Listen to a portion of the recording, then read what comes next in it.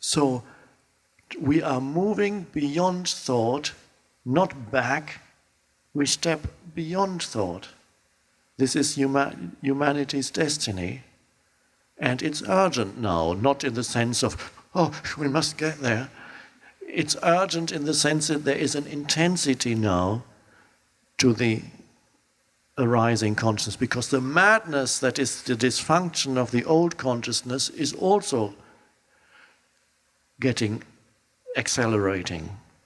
It gets worse, and at the same time the new is already arising. The two movements, the old still not even having reached yet the end of its madness, and the new arising at the same time. The old is still much more visible in this world, the madness of the old state of consciousness, with its need for conflict and problems, and the violence that arises out of that state, and the immeasurable suffering that humans inflict on each other and on themselves out of that state. That madness is continuing on the planet. You only need to watch the news on TV or read the paper. That's a continuation of what we have seen in the 20th century and before that. And the new is arising, not so much visible on the surface of things yet. Rarely mentioned in the media. Occasionally it is mentioned already here and there. So, this is why we are here. Simply not to make it happen, but to allow it to happen. We are simply opening the door wider so that it can, less and less, we're not offering resistance to that anymore. So, your practice here is continuous, but don't make impossible demands upon yourself. Of course you will get drawn, even here, back into mind streams, yes. You may reincarnate into a reactive mind stream. And then a moment comes when suddenly there's an awakening out of that. Oh.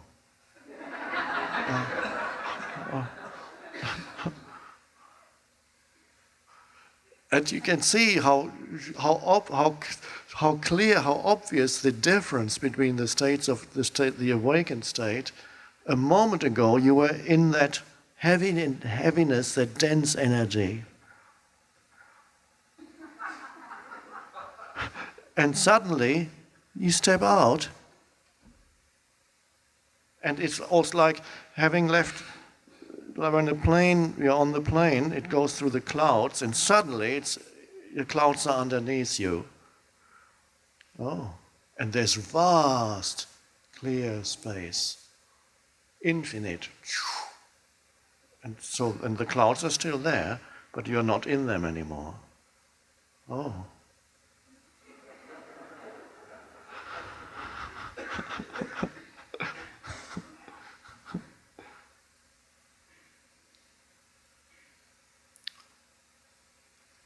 And so as you walk here through the gardens along the river,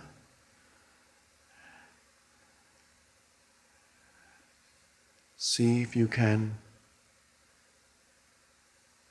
be in that state where the sense perception does not absorb your attention entirely, nor the mental labels that arise to do with those sense perceptions or to do with something totally different.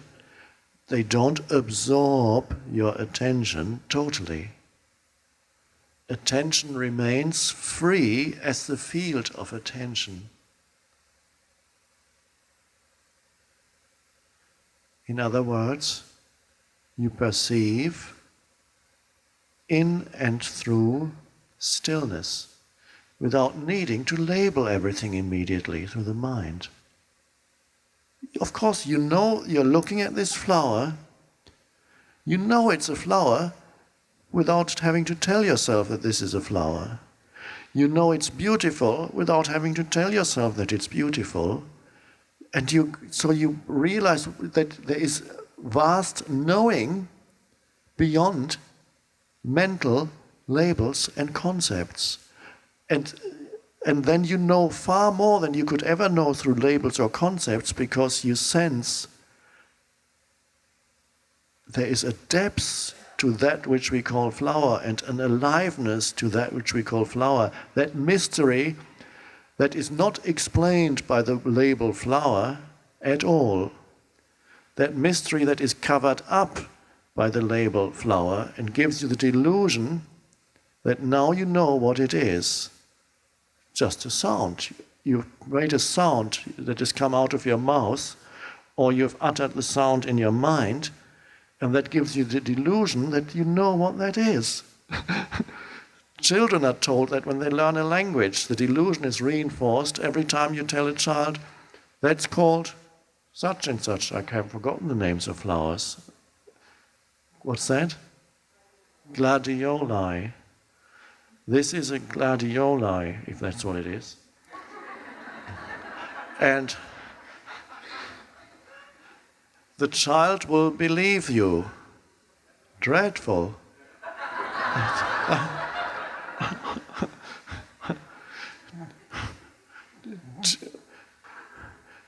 So what can you do do you tell a child, don't call it anything? That doesn't work either. But you might say to a child, well, look at it, smell it, touch it. Look. And then, as an afterthought, you can say, oh, by the way, we call it such and such, instead of saying, it is such and such.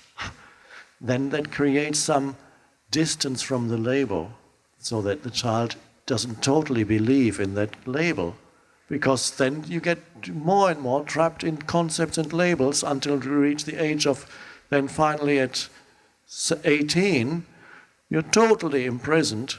You've been through the system that has done it even more to you, and you're totally imprisoned in a conceptualized reality of mental labels that concern both the world around you, and they're all conditioning. All the surrounding culture has conditioned you with whatever mental labels they've put into you, and you inhabit a conceptualized reality, not knowing how dead your universe has become, how dead and deadened your reality has become.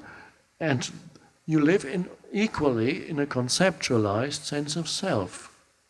You make yourself into mental concepts, and so this is the essence of not knowing who you are. That's the essence of this false self. Once you have a false self, nothing is seen as it is, and everything is misinterpreted through that conditioning. Everything is distorted and deadened through that conditioning. And that's how people live.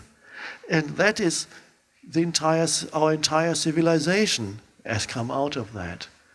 And is it surprising how mad the civilization is? Of course it's not surprising, considering the state of consciousness out of which it has come. So we are stepping out of that, the compulsion to label continuously, and so you move here, you walk through the gardens and along the river, and what arises is the state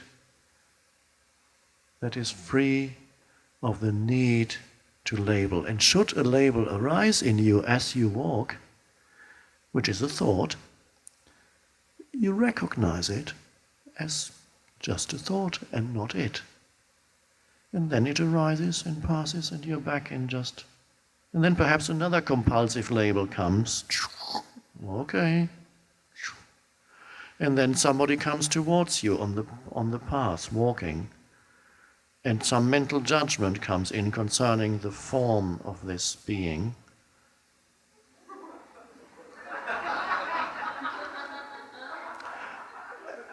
And you recognize it as a thought, no more.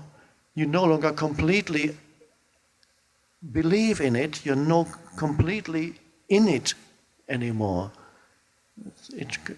You allow that to be also. And then, so gaps arise in which there are no labels, in which seemingly you no longer know anything. And that's why it's a little bit frightening for some people to enter that realm, because it seems at first as if you no longer knew. And how can I need to know what's going on here? I need to judge it in some way, classify it in some way? No. And you see how beautiful, powerful, intelligent and deep that state is of not labeling. And great intelligence operates here. But it is not the limited intelligence of the human mind. It's only a small aspect of the vastness of intelligence that ultimately you are.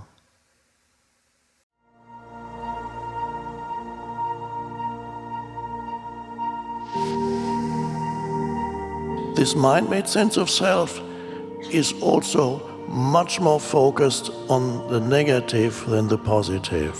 To be free, you awaken to who you are beyond your history and your life situation.